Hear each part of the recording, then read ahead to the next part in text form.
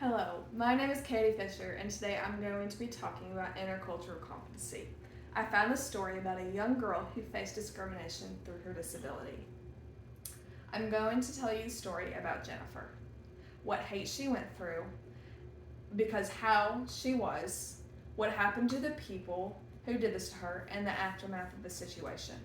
I hope in me telling you this, you are more considerate to people who have invisible disabilities and go beyond the definition of hate crime besides being someone's skin color, religion, and or sex.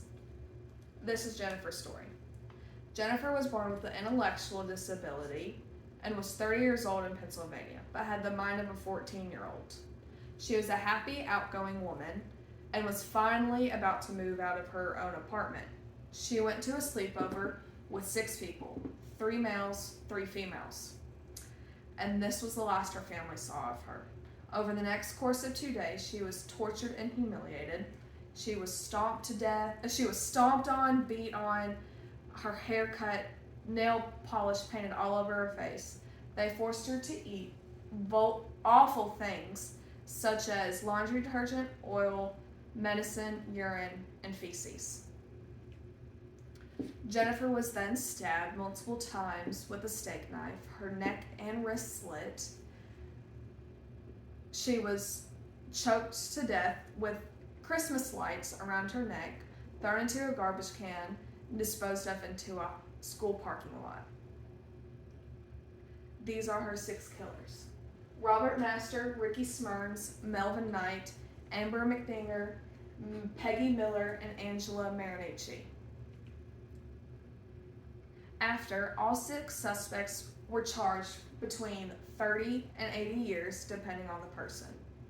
Knight and Smyrns were charged with the death penalty, and Marinacci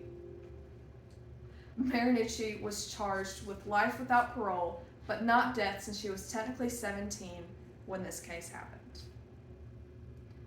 As unfortunate as this was, I think the family got the justice they deserved with their daughter.